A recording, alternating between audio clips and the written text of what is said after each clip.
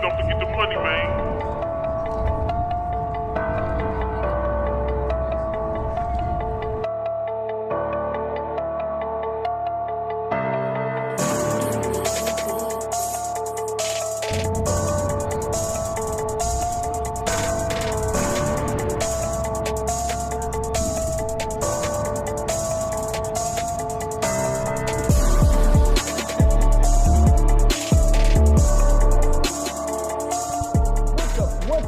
Matt Clark here at the new Matt Clark.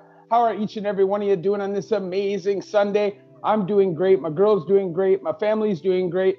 I hope each and every one of you are doing great, even though we're still in the midst of this crazy everything that's going on. If you could please hit that like button, if you could please hit that subscribe button and that bell notification button to get all my videos when they're new. You can share with somebody on social media, help spread the message, help spread the word. That would be amazing. And there's a PayPal option if you'd like to donate, help support the channel. The link is in the description of all of my videos. So I told you guys I was gonna get back to the interviews. Today I'm bringing back my first interview in a while. This is Marissa. I'm gonna give her a chance to introduce herself to you guys and kind of give her a backstory and stuff like that.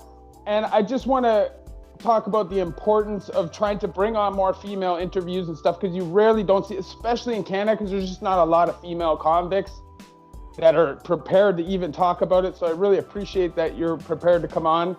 And I know you have goals and stuff, so we'll get to that eventually. But if you could introduce yourself, a little bit about your backstory, kind of what led you to this interview. Yeah, of course. Thanks for having me. So hi, my name is Marissa. I'm 28. I'm from Vancouver, BC. And back when I was 24, so in 2017, I was arrested and subsequently I ended up getting a 5.5-year sentence in prison. I ended up serving 2 and I was day paroled, so I'm serving the remainder of my sentence on parole. And yeah, I'm also a recovering addict. I have almost 4 years sober. My drug of choice was fentanyl. And I'll talk kind of a little bit of what led up to that. Yeah, so how everything kind of started for me is just my entire life. I've just struggled, with low self-esteem. And I have really bad anxiety, and depression kind of follows along with that too. So using substances kind of started out for me in my teen years with alcohol. And I was just kind of out of control with alcohol. I would drink and drink and I, could just not stop. And it was to the point where people just didn't want to be around me. So after, years of drinking and just being so humiliated with my actions, I kind of just stopped drinking. But I never, sought to find out what was really going on inside of me and trying to solve, some of those issues of what was really going on and why I was turning to substances. So I kind of just kept living my life in just a state of depression, constant anxiety. And I started kind of dabbling with like benzos, like Xanax, Ativan, that kind of stuff. And it ended up leading me to being introduced to fake Oxycontin, which contained fentanyl. So I started doing those. And of course, I was in such a denial thinking, oh, I won't get addicted to it. Oh, it won't happen to me. But it does. And addiction doesn't discriminate. So first I got addicted to that. And yeah, so I kind of just got more and more entrenched in that lifestyle. And I was starting to surround myself with people that were involved in selling drugs and things like that. And I kind of got introduced into that, and I was around, that lifestyle all the time. And there came to a point where one of the people that was working was like, okay, like I got to step down. And I was like, okay, I've been around this. I can do this. I know how to do it. So I started selling drugs. Yeah. And I went on like that for a while. And there's a lot of crazy stuff that comes along with being a female dealer because it's not common. And you're a lot more vulnerable as a female, so you're more targeted as well. So I've had one successful robbery attempt against me and two other attempts, one of which was really traumatizing. So there's a lot of stuff that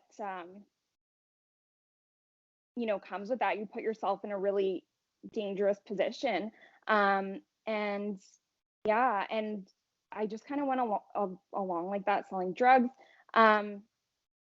And at some point, the police started kind of like a massive investigation into this whole like trafficking organization.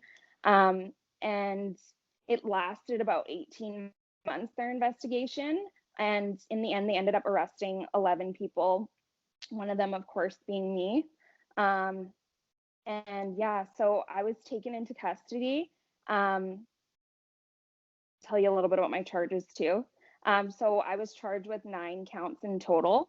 So I had a conspiracy to traffic, being a member in a criminal organization. So basically, they consider anything with 3 or more people involved a criminal organization, and that charge can come along with it. It's a way to kind of like boost your time and get way more. Totally, exactly. Yeah. Exactly. And you can think like, oh, we're not in a gang. This isn't a gang, but yeah, it is exactly. Though. Yeah, exactly. And then I got 6 possession for the purpose of trafficking charges, and then I had 1 regular trafficking charge. And so basically, of the 11 people that were arrested, they let 9 people out on bail. And I was one of the people. I got denied bail. So, and honestly, it's a blessing that I did, because I waited in remand for about 2 months, waiting to like go for my bail hearing, and I had it all planned out. I was like, because my bail plan was to go into like a recovery house on house arrest, like 24/7 house arrest. And I was like, okay, making all my plans, like this is how I'm gonna, keep using when I get out, da da da da da. I really didn't want to stop using. And it took a while for me to kind of reevaluate and be like, okay, you can't do this anymore. Like, look at the situation you got yourself into. So yeah, that was kind of a blessing in disguise that I did get denied bail. And it really was, I feel like I needed almost to go to prison, because I didn't know how I was going to stop otherwise. And you know how they say you have to want it, and it's really true, right? You can't force anybody to get sober. I had to be almost at my bottom, to kind of realize. Like, for me, it was exactly the same. For me, I for the most of the time, I didn't really want to stop, but I felt like the last time I was inside, I started feeling like not comfortable around the people that I was typically comfortable around, and I started feeling at odds with the lifestyle. Yeah. And then eventually I knew I was done, because I just didn't have the same heart. I didn't feel the same kind of evil, basically. Because, I had a point, I had a darkness in me, and I feel like that just kind of left, because I saw that was throwing away my life. And you're lucky that you got a hold of it a little earlier than I did, before you threw a lot of your life away. Yeah, totally. Yeah. So, I mean, yeah, and it took a while too. Like, I didn't have the realization right away. It was probably like a good 6 months that I had, still really bad cravings, and I wanted to use all the time. But I kind of just, I had this realization, like, you've got to do something, because you know what else? When you go in there, you kind of want to blame other people for where you're at, and you don't want to take any sort of accountability for your actions. You want to think, oh, I'm here because everyone in my life has done me wrong. And you're not really thinking about, you've made these decisions, you've put yourself here, and now it's time to take responsibility. You know what I mean? And I really had to look inside myself, and I was really angry too. I was angry at a lot of people, and I kind of had to just start to kind of let that go and forgive that too, right? In order to let myself heal. So yeah, it took like a good 6 months before I kind of got there, and I started just to do positive things, like I'd start going to the gym every day. They offered like a yoga program once a week. I would take that. Just reading a lot of self-help books and stuff. Can I ask you, so where did you do your time? So for women that get arrested in British Columbia? Where is it that you go for detention time, and then where is it that you get sentenced and go to for federal time?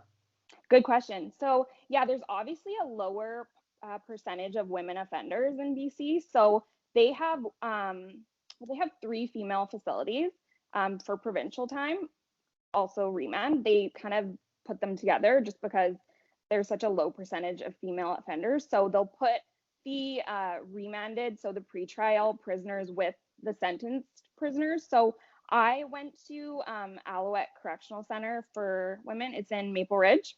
And so basically it's a provincial facility. So anything under 2 years, as well as remand, that's where I went and did my time. And when you got sentenced to federal, because you did get a 5.5, then you got sentenced federal. Yeah, so I went to FVI, it's Fraser Valley Institution. So anything over 2 years, you get sent there. So I did 15 months remand.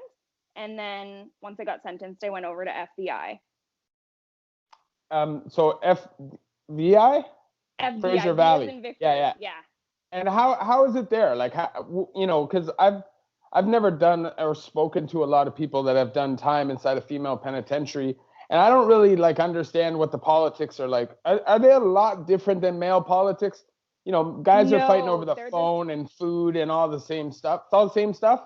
It's the same stuff, yeah. And so you basically, you have to be really respectful of stuff. Like if somebody has a note, like I'm using the phone at this time, you got to respect that. The thing with girls though is some girls come in and they don't know kind of like the unspoken stuff, you know what I mean? So they'll kind of have to learn that, you know, but it's still the same thing. Like don't reach over anybody's food, don't slam your door at all. You kind of want to be like, I remember, I'm just trying to think back, like when you're on the phone, you want to make sure your back is like not what I'm looking for. You want to make sure you're exposed and your back is like not turned so you can be, you know, victimized and things like that. So in that sense, yeah. And of course, like no snitching. We have pretty much all the same kind of politics. I would say women are probably less likely to fight it out. It will more just be like some sort of yelling match kind of thing before it turns into a fight. But yeah, they are pretty similar. So when you did realize, because you said it took about 6 months for you to kind of get through all those cravings and stuff, what was it that made you realize, you think, and how was that like change in your thought pattern? How did you kind of progress along to where you are now?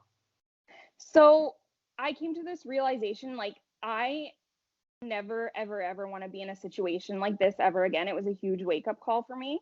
And also just like I have a family that luckily I'm pretty close with, my mom and dad, and my dad struggles with like a lot of mental health and stuff too, and my brother has substance use disorder as well. So I just really wanted to make it so they have one less kid to worry about, you know, and I wanted to make them proud too. So that was a big motivating factor for me. Sorry, what was the other part of your question? Like basically, because you know, after that 6 months, you went to, you know, you have that initial, okay, I want to change, but like what exactly, how would you say was the progress or the transition in your thought pattern? Was it quick? Was it like, okay, 6 months, I'm done, I'm over it, the next day you're doing everything right? Or was it a slow transition to be able to kind of focus and do the right thing? It's a really slow transition, yeah, because once you become addicted to drugs, like it doesn't really ever go away. You just have to live your life differently. And I feel like I just did things every day that were a little bit different. You know, like if I have some sort of thought, I'm able to more so recognize it. You know what I mean? And I always try to play stuff forward now too, because before I never thought of the consequences of my actions. And what I started to do and what I still do now is I always think, what is the consequence of my action going to be? You know what I mean? So I could make one bad decision. I could decide to use one time, but what is that going to affect in the long run. And really, I'm just going to feel worse afterwards, just kind of thinking like little thoughts like that, if that makes sense. Yeah, it makes total sense. I honestly, when I was doing CBT therapy, I did in-house 6 months treatment. And one of the things that they told me was just ask yourself, what would yourself at 60 say to you now? Just think, if you ask yourself that question, it really makes a lot of sense. It'll really put a lot of things into perspective for you if you just take the time and think. So I personally went through CBT therapy at Stonehenge. Now, did you go through like a recovery and a treatment program, or did you just do a program in the penitentiary and then get out and just do things on your own, like NA and AA and stuff like that? Yeah, good question. So I did take the programs inside. However, I don't really think that they were monumental for me. I don't think they helped much, but they did make me go to a 70-day treatment program. Once Okay. once I got out. So that definitely helped a lot. There was also somebody that worked there that had done prison time, which I got to kind of connect with, and he was now working in the facility. So it was really cool just to have somebody to relate to, Yeah. and yeah, totally. So that did definitely help. And it helped. And that was nice too, because you're used to being in prison and everyone's a certain way. Like everyone has some sort of roughness to them. Like, you're not just going up to a random person smiling, being like, hey, how's it going? Like, it's not like that. You know what I mean? You don't know who you can trust. So when I went into that recovery program, it was like the first time I got a sense of being around like a normal environment again. So that was really cool, just to be around people that were like welcoming. Yeah, and I also feel like a huge and major thing is separating yourself from all the negativity from your past. Like for me specifically, just because of all the trauma, all the prison time, just everything that's kind of snowballed together, a lot of the people that I spent my time with in the past just had way too much of that attached to them, of that baggage, and it basically made it impossible for me to separate myself from that lifestyle. Anytime I was around them, that temptation was there. Is that something that you had to do?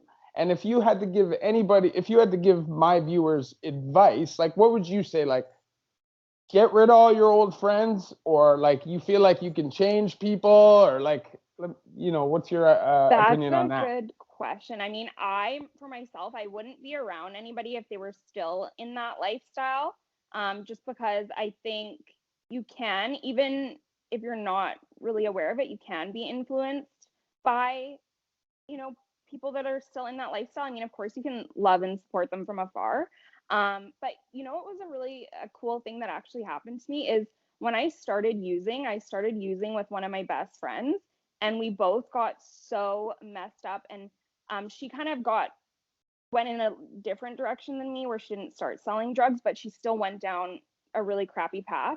And thankfully, she ended up getting out of it, and she got married.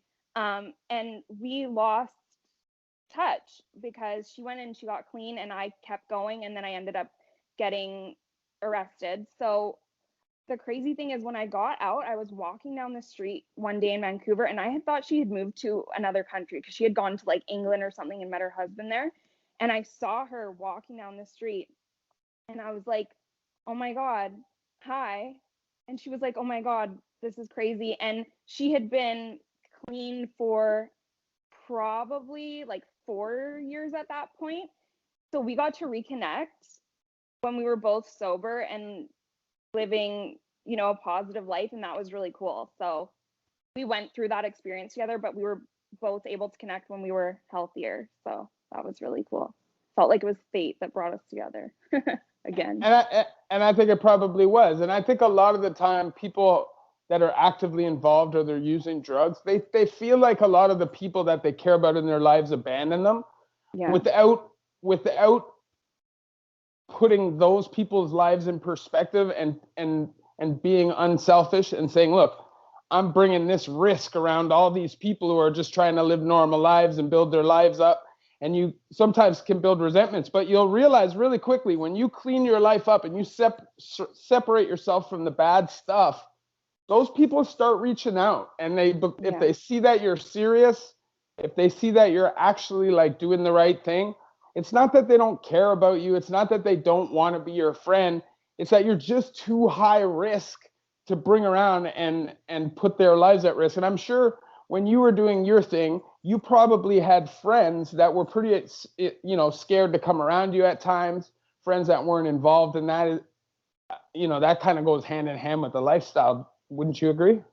Totally. Yeah. Actually, when I was involved in, that lifestyle and I was like actively selling, there was a girl that I used to sell to, and she was kind of friends with people that I was friends with. And these people were pretty straight edge. They didn't do any drugs. They would just, like go to the bar on the weekend or whatever. And I remember her telling me he was like my best friend, and I haven't talked to him in years now, which is pretty sad. But I remember he went up to her and was like, I'm so worried about Marissa. Like, what is she doing? Because he knew like what I was doing, and he didn't know how to help me. Like, he didn't know how to approach me. He didn't know how to ask me about it or be like, I'm really concerned for you, Well, because he knows that there's people involved with you that he's probably intimidated to even button his nose in, especially when you're making that kind of money for somebody. They're not really going to probably let somebody just come and butt their nose in, or maybe at least feel that way. So let me ask you this, though. What are you up to now? I know that you're still on parole. And how has being on parole affected your progress? So at first, because I went through 3 different halfway houses. At first, I was like, the first halfway house I went to was just terrible. So it was pretty hard mentally. But what I did was I went and I got a job right away just so that I could be out of the house as much as possible. That house was a really toxic environment, so that was kind of rough, but I just, in my mind, the day I walked out of jail, I was like, I'm not coming back. And I told my PO in one of our first meetings, I was like, I'm never going back. And she's like, that's a bold statement.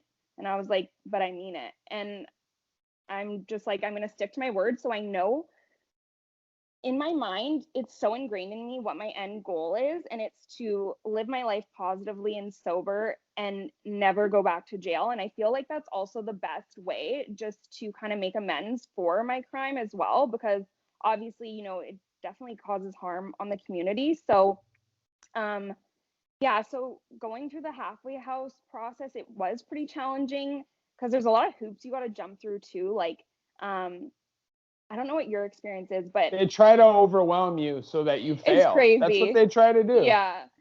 Like, for example, every time in this one halfway house, if I wanted to go somewhere, obviously you have to say where you're going, but I had to like take pictures anytime I changed my location. Have you had to do that?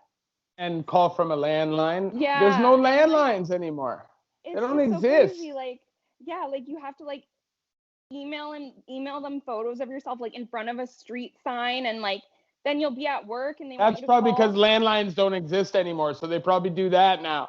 I haven't been in a halfway house for a long time, but yeah. So and then they want you to call them every 4 hours or every time you change your location, and it's kind of awkward because you're at work. And they also had this one girl in there who, unfortunately, she was suffering really, really bad with her mental health, and she was having major like hallucinations and delusions. So this girl, like in the middle of the night, would be like banging on my door and doing super weird stuff, right? And obviously nobody cares. No one cares to help this person get her mental health help. You know what I mean? It's crazy. Right? So like you have to deal with stuff like that. But eventually I ended up going to this one halfway house, which helped me the most, which is so weird because the environment I was in was so bad. Do you know much about like the downtown east side in Vancouver? Yeah, Hastings. See, I used to live in Vancouver at one point. I lived at Granville and West 59th. I lived in Richmond, but I was like a little kid, so I don't really remember too much But Yeah. I do know the downtown east side, so I know East Hastings and how bad it can be, but down there, yeah. Yeah. So for anybody that doesn't know, the downtown east side is basically like this one strip of street where, what do you think, like 80-90% of drug users kind of live in. In that one little area, yeah. Exactly. So it's like, um, yeah, the streets are kind of crazy there. But anyways, they ended up putting me in a halfway house, like pretty much smack in the middle of that. And but it was, I got my own apartment. So I got basically like my own kind of studio apartment. So I was, because basically the whole building, it's not everyone on parole. They only had like 4 parole beds there. So I was basically, all my neighbors were kind of up to shady stuff. There are some people that are, doing good there and they have kids and stuff, but majority of the building is people that are in like active addiction or they're involved in crime, da da da da da. So in a place you would think I'm the least likely to succeed, it was actually the best place I could have been in. And it was crazy. There was like cockroaches and all that stuff, but I was able to finally be alone. And because I was like cooking my own food, I had my own space, and I was kind of able to flourish just because, when you're just constantly around people in jail and in halfway houses, and it kind of just takes a toll on your mental health. And I really needed I just needed to kind of center and be with myself and be alone. And that helped me so much. And I was also able to save up enough money there, as well. And after a year of living there, I was able to move out and get my own place, which I'm really proud of. Yeah, Because congrats. because before that, it was like, oh, how can I get an apartment? Everything's so expensive. And I was just like selling drugs, you know what I mean? So yeah, it's like the first kind of major adult thing I've done on completely on my own, not using like illegal funds or having somebody help me out. So, yeah, so I just work a full-time job now. Um, at first it was hard because I went and applied for some jobs, and of course, they have like a criminal background check, and I did try being honest, but people will say, oh, like some places don't care if you have a criminal history if you're just honest, but they do. Like, can't deny Unless it. it's construction or something like that. Like, I think it's a lot easier for a man, for sure. Because a man Yeah, can just work labor. Most construction dudes have had some kind of a run-in with the law, or like, it's a little bit different, right? But if you want to work in totally. like an office, or if you want to do retail, anything where you have to be bondable, good luck. Right? Yeah. Yeah. But luckily, I did actually end up getting an office job, and they didn't criminal record check. And yeah, so I don't make the most amount of money, but I have a good job, and they've allowed me to, like, I've moved up within the company. I've done a lot of different positions for them. So that's kind of nice. And they're definitely a really supportive company. So I got lucky in that aspect. Okay, so I think we're like getting close to a long interview. I don't want to keep you too long. Maybe we'll bring you on later on, but I do want to ask you one last question. Sure. So, if you could give one piece of advice to my listeners or users about staying away from drugs and the criminal lifestyle, what would that be? And what do you see for yourself in the future? Like, what is the end goal? I would say it is just so not worth it. It's so not worth it. Just don't go there. If you're in it now, maybe this can be a message for you to get out, because it's just so not worth it. And if you can see kind of the light before it gets too dark, I would say take your chance and just go for it. Life is so much better sober. And I used to think it could never get better. And I didn't understand how anyone could go and live their life sober and be happy, but you totally can. And life is so much better on this side. And sorry, what was the last part of the question? And where do you see yourself in 5, 10 years from now? What's the end game for you? I want to be helping people. I want to hopefully use my experience to help people. So I hope I'm in some sort of a field like that where I can kind of be sharing my story and giving back to the community and helping others. And yeah, I just hope to see myself flourishing and in a good mental state, because I think that is the base for everything. And you can have a lot of stuff, but if you are not right inside, then yeah, Oh, that it's stuff just doesn't matter. it doesn't Yeah, matter. Yeah, I it lost my doesn't. thought there. Thank you. Yeah, yeah. All right. Well, I want to, thank you for coming on. I think that, it's really difficult to get people to come on and do interviews. I know that people think that people are just lining up to do these interviews, but it's not really the case. I was.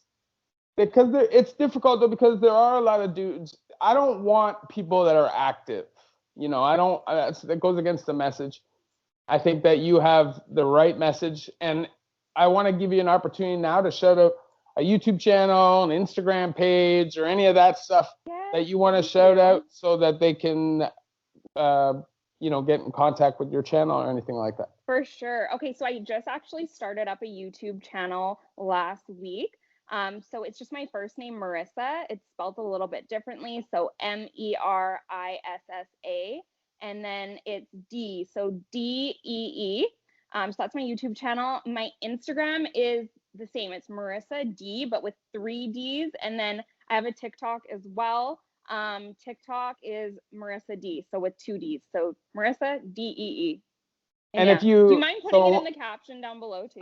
I definitely will. Okay, I'll put it. So what I'll do is when I post the video, I'll let you know. You post a comment with all your stuff, and I'll pin it to the top of the comments, and then I'll put your name also in the description of the video and all that stuff.